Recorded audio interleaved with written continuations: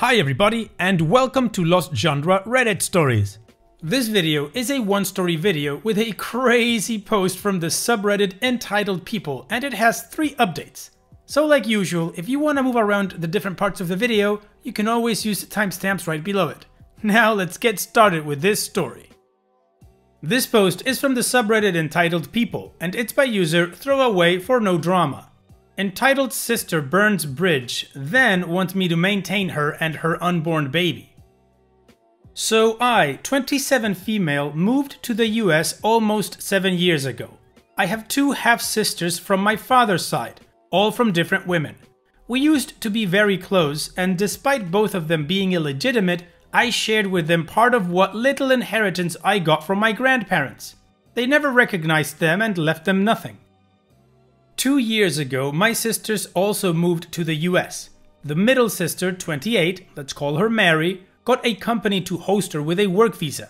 The eldest, 30, Karen, not a real name, got a student visa and moved in with me since I was already working and earning a good salary. The arrangement was that I would pay bills, she would get a job at the university since she's not allowed to work outside, and that was her spending money. I would cover all bills and food. The only thing that I asked was to help with some minor chores. I have a dog and a cat, and I told her she had no responsibility while she had school and work. It was fine since I work from home and I have a step family that helped me maintaining my home, mostly because I'm the free babysitter for them. Pretty sweet deal for a student, right? Well, apparently that wasn't enough. While she was in school, Karen met Ken. I knew Ken from the time I went to university. He's a creep, but I thought harmless. Karen was head over heels for him. I warned her Ken had a bad reputation at the university, but she didn't care. She's a big girl, so I let it be, with the only condition that Ken was not allowed in my place. Then COVID hits and my hours were cut. Karen's school goes on pause and she loses her campus job. Because of all of this, we moved into a small apartment. I took a second job and did some freelance on the side. Needless to say, I had no personal life. I am dating someone, but he was also swamped with work and bills, so we barely met each other. During this time, Karen and Ken apparently got closer and he began to appear in the apartment. Karen was not part of my lease, but my landlord was very understanding. Ken began making really inappropriate comments about me. I am not a beauty queen, I just look a bit exotic, as Ken put it. I'm mixed-raced from the Caribbean, so I have a bit of everything, and somehow it all shows. Karen looks more like our father. He was of European descent. In all honesty, Karen is more attractive. I only look foreign in this little intermountain region city. Ken would go out of his way to touch me and was just invasive. I managed to just keep in my room when he was around, or use the excuse that my pets needed a walk. I didn't know exactly why, but Karen kept pushing for me to spend time on my own with Ken. It would be good for you to bond with your future brother-in-law. They had only been dating 7 months at this point. Whatever, I didn't care. I found excuses to avoid it. November 2020, I got a better position at my main career job, so I was able to quit my second job and have more me time. I reconnected with friends and one of them asked me if I was okay. I asked why and he told me Ken had been saying he was very close to getting me for personal time. I was not okay with that idea, and I very loudly said I would rather be hit by a train than doing anything with Ken. Since I'm in a small city in the Intermountain region, the kind that most people in the same area know each other, a lot of people had text messages or creepy stories to tell me. That was it for me. I went home and demanded an explanation. They didn't deny it. Ken even said Karen had said it was fine and I was doing them a solid as her sister since he had a fantasy he wanted to go for.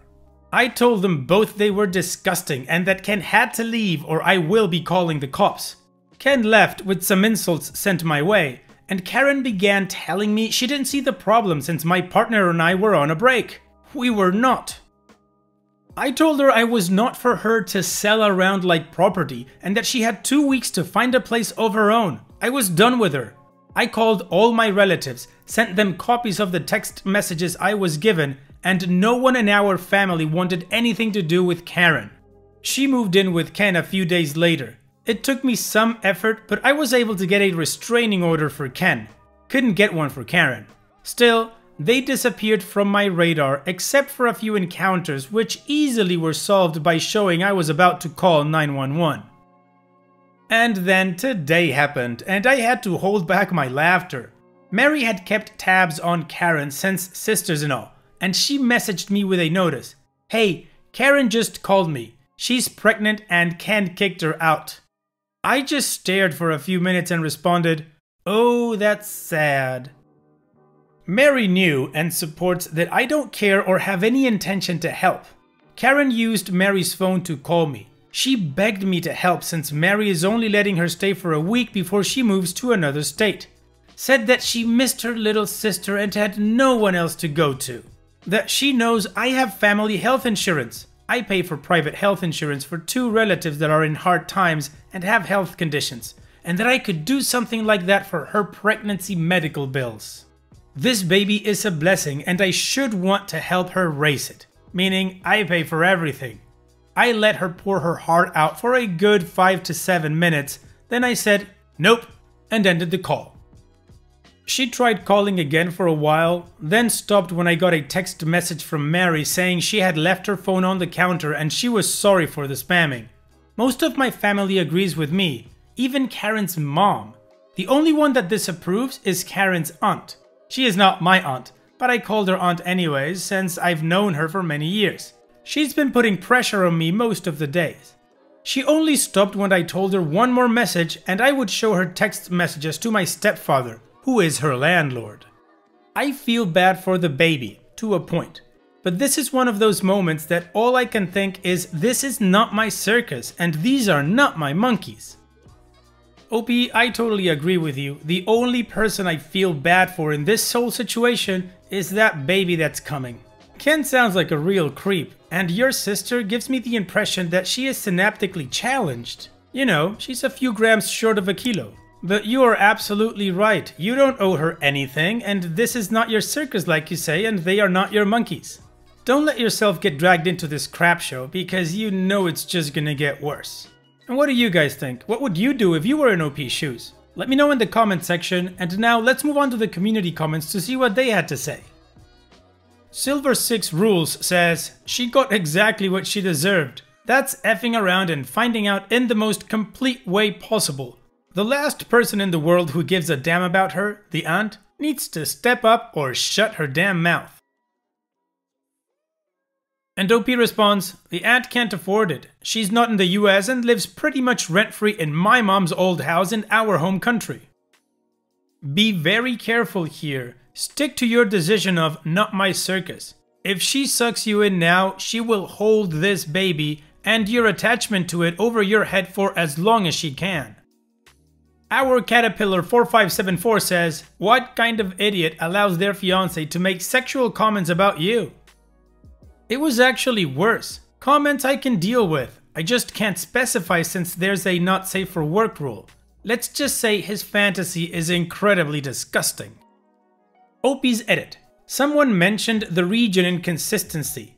I never looked into it since I don't really care. But where I live, I heard Midwest and Northwest interchangeably. As far as I was concerned, it was the same thing. We don't have that type of region in my country, so I decided to Google while at work and found out neither is right. I live in the Intermountain region. Thanks, random stranger, for making me check on the messy regional system. Not even Google agrees on it. Also, a small explanation on my grandparents. They were very old traditionalists. By the end of their lives, they didn't have much to give, so they chose to give it to the legal grandchildren. My sperm donor father had many children. I might not even know all of them.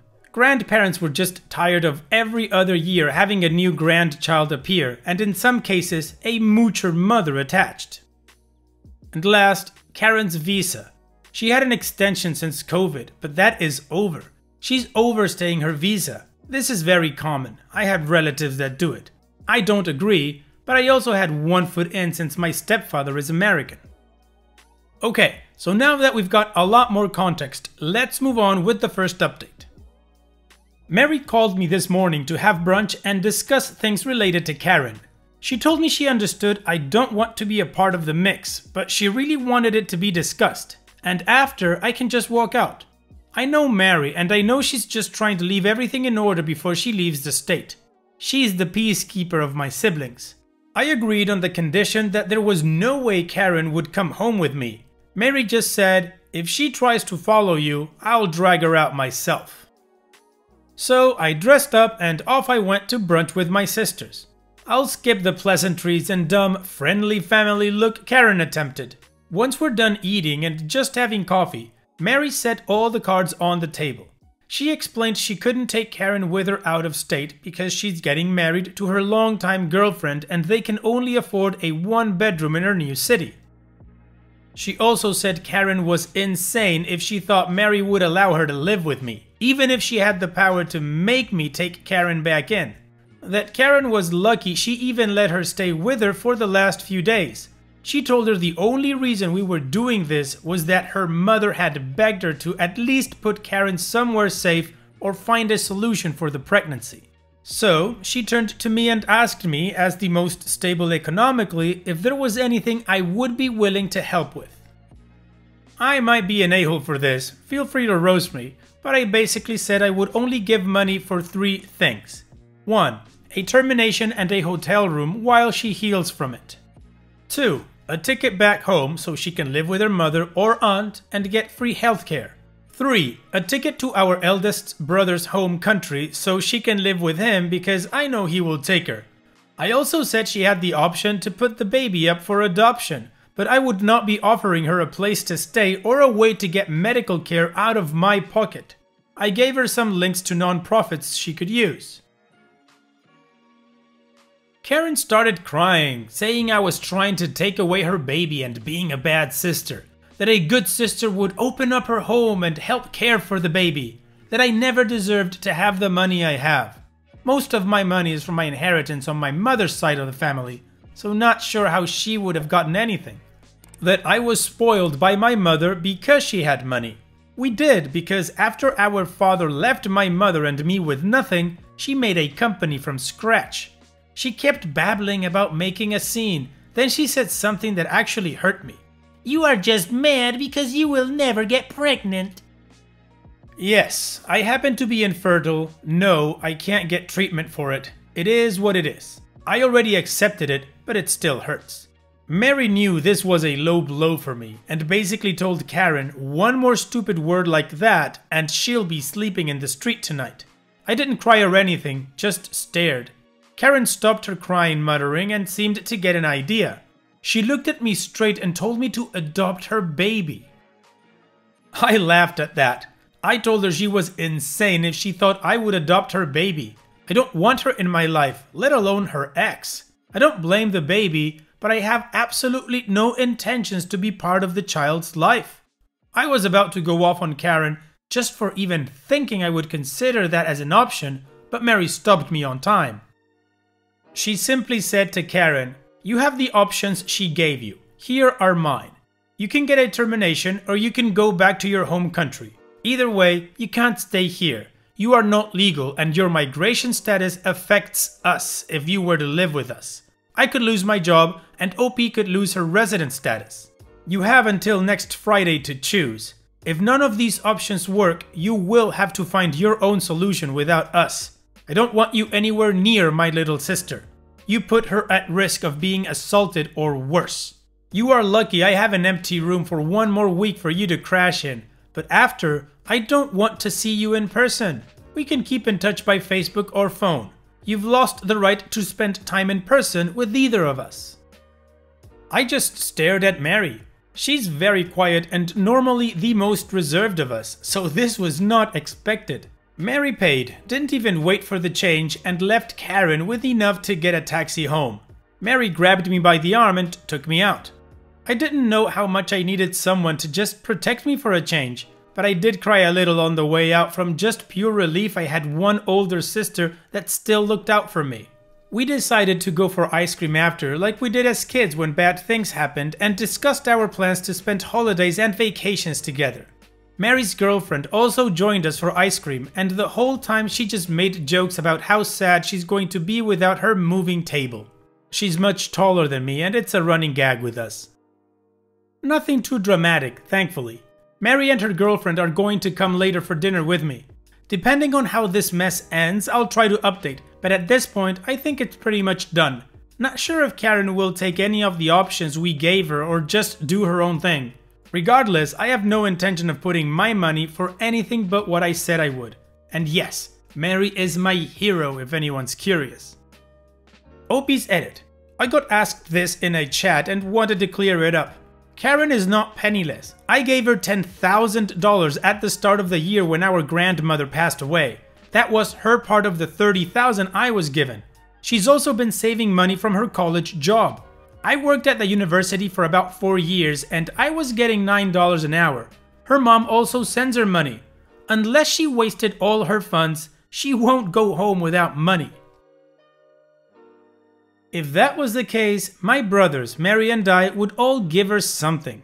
She might be on my blacklist, but she is my sister at the end of the day. Wow, well, the more OP tells us about her sister Karen, the more I'm convinced that she's an idiot. Anyways, we still have 2 more updates to get to, so let's move on to the next one. As I mentioned in my last post, my sister Mary and I gave Karen a couple of options for her unplanned pregnancy. The options were termination of her pregnancy, a ticket back to our home country or to our brother's home country, or she can figure a way to keep her child or put the baby up for adoption. She had until tomorrow to choose since Mary leaves for the East Coast. Well, Karen chose none of the above. She decided to make life so difficult she is now arrested and more than likely will be deported. Let me explain what happened. A few days ago, Mary decided to leave for a nearby national park to enjoy it one last time before she moves too far away to drive there. She left Karen with a key and some money. Big mistake. Mary and her girlfriend returned yesterday and found out all the locks in their house had been changed. To make it even worse, Ken, Karen's supposed ex, had moved into their house. I know, Mary should have seen this coming, but they grew up as best friends. They used to be closer to each other than anyone else, myself included. Obviously, police were called and it was just a major mess. Karen and Ken claimed it was their house. Mary and her girlfriend kept telling them no, it's not. It's not even Mary's house anymore. It was sold and the new family that owns it arrives in a few days. The realtor was going to give them a key. The police officers were so done with this mess before it even escalated and asked everyone for their IDs. Ken, Mary, and Mary's girlfriend all had their IDs. Karen only had an expired passport. Karen got arrested on immigration charges. Ken got arrested on charges relating to breaking and entering, and some others I don't know for sure.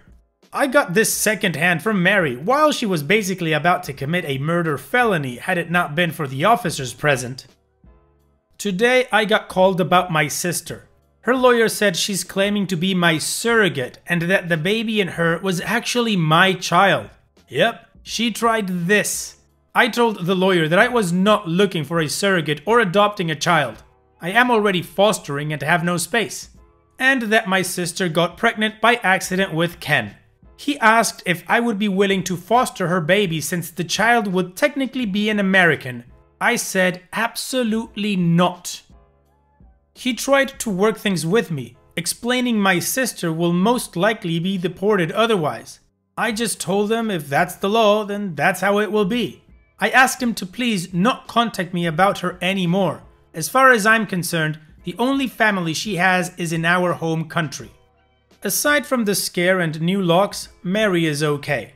The realtor has copies of the keys for the family that owns the house, and now my sister and I are planning to have no contact with Karen. I don't know what exactly will happen to Karen, nor do I care anymore. Now, not even her aunt wants anything to do with Karen and even apologized to Mary and me. As for Ken, well, who knows? I hope he goes to jail, but if he doesn't, I couldn't care less. I now feel like a massive boulder is off my shoulders and I can just focus on my work and teaching my foster daughter about Star Wars. We have already watched all the original trilogy and we have a Clone Wars marathon planned for the weekend. I want to thank everyone who sends me well wishes to my sister Mary and me. Also, to the people that share advice that I'm so glad I took to heart. This has been probably the worst roller coaster family mess I've dealt with since my parents' divorce, and it came absolutely from the one person I suspected less. Can't say I have any entitled stories aside from this. Karen was once actually a very good sister, but I guess when money and comfort are involved, people change. Small update that isn't worth a new post. Karen was offered to leave the US willingly and she will face no negative effects for her status. She called my mom to see if she could convince me to give my sister the money for the ticket. Mary and I agreed to pay the ticket on the condition she never contacts either of us. Her mom is aware of this and basically told me that Karen will have to find the job within the month she arrives or she'll be in the streets. As for lawyers and stuff, I have my own immigration lawyer aware of the mess, and he told me the only way the surrogate ploy would work would be with a DNA match or a contract. None of that is around, so I'm safe. Mary booked Karen for her trip back, and good riddance. Wow, this whole story is one huge roller coaster. But like I said, there is still one more update to get to, so let's finish the story with that. I almost made it to a month without hearing from my half-sister, but okay Reddit, you were right. This might never be over. Also, funny enough, Dear Sis found my post and sent me a scathing email before I blocked her. But that's really not a big story. This one, however, pisses me off. So, as I posted before, my older half-sister Karen was forcefully, but not really, removed by immigration after going insane and trying to get squatters' rights on a sold house that used to belong to my other half-sister Mary, and she was escorted out, so I know she left.